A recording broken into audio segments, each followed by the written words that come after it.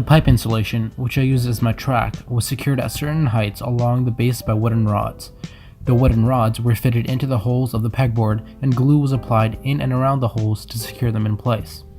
However, this was not enough to stabilize the pipe insulation, as the track was still wobbly throughout test trials.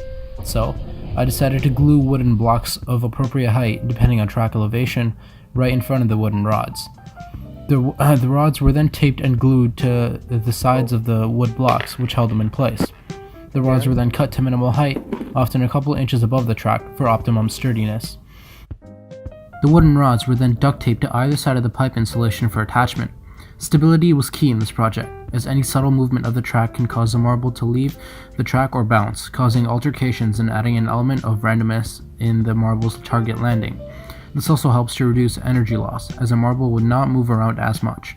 For the first stage, I also had to put a tape roll and plastic structure placed between the top of the track and the wood, so that the track would stay in place.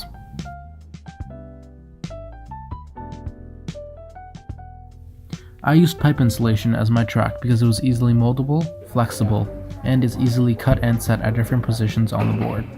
I used a pegboard as I had the intention of using wooden rods as my way of setting the track in the air. The pegboard allowed the wooden rods to easily slide through and create vertical height at virtually any point on the board. The pegboard and the rods are also very lightweight and thin, which allowed ease of transportation.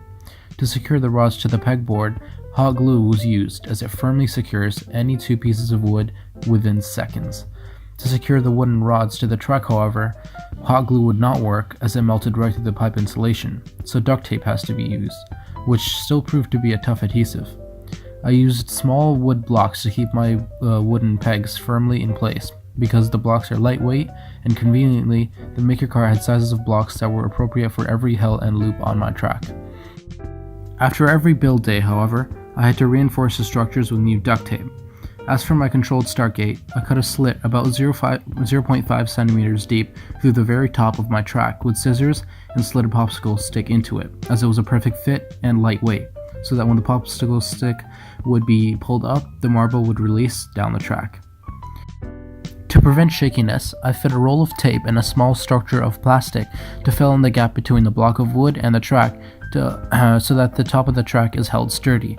Some additional construction materials included snippers for cutting the wooden rods, a hot glue gun, tape for holding structures together temporarily between build days, and some fancy tape to enhance the aesthetic of my designs. 2 nails were also used to join 2 tubes of pipe insulation by sticking the nail halfway through either side of the pipe insulation. Other materials include basic supplies such as scissors, pencils, measuring tape, and marble, for obvious reasons.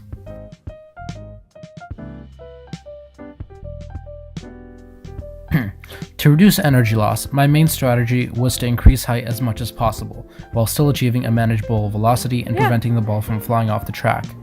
My original design before building is as follows. As you can see, the loop and the hill get gradually lower as the track progresses. However, through my calculations, I decided to increase the height of each hill by exactly 0.15 meters. I did this as the extra height would add gravitational potential energy, which would account for thermal energy being absorbed by the track. Marginal energy would also be lost to air resistance, but this is negligible. This thermal energy is from the force of friction acting against the motion of the marble as it travels along the pipe insulation. The calculations from my original design will also be in the appendix. However, during construction, the test trials still failed. This is when I decided to raise the bottom of every hill so that not all the gravitational potential energy would be converted to kinetic energy. By doing so, I reduced the length of the track, which meant there was less drag, meaning less energy was lost to friction. I also decided to make my loop much smaller than the original design, as I figured making it smaller and putting it near the beginning of the track would give away the least amount of thermal energy, as there is less contact between the track and the marble with the smaller radius.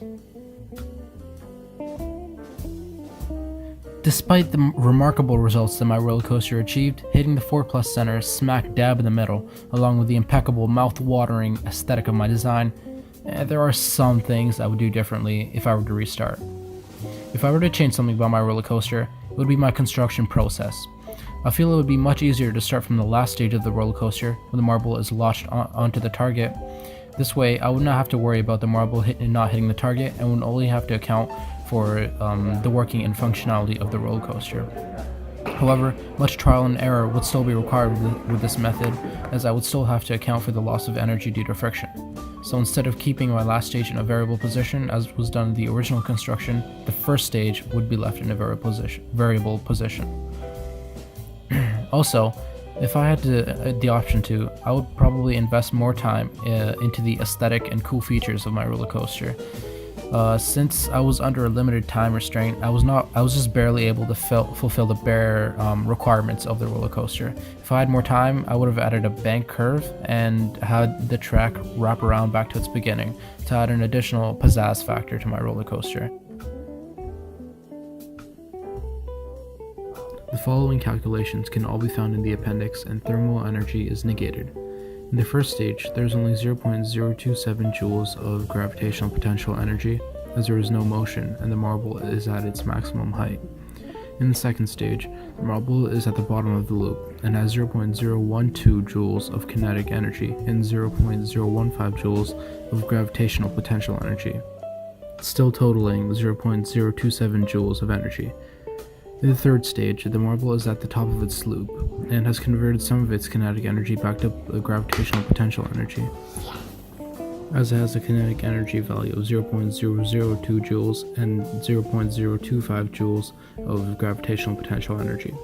The marble rolls back down in its fourth stage with 0.023 joules of kinetic energy and 0.004 joules of gravitational potential energy.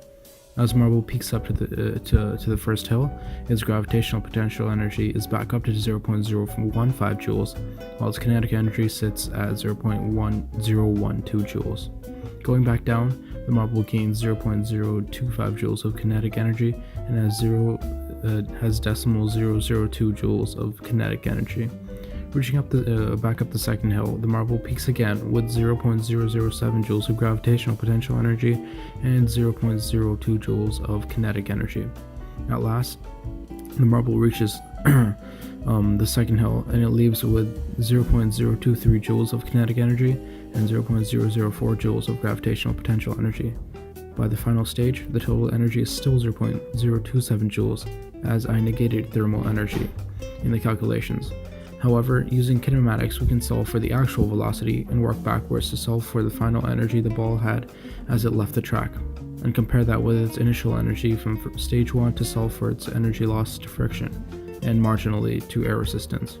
The net loss of energy was calculated to be 0.018 joules over the track, and the actual velocity of the marble as it left the pipe insulation is calculated to be 1.52 meters per second to the right. Again, these calculations can be found in the appendix.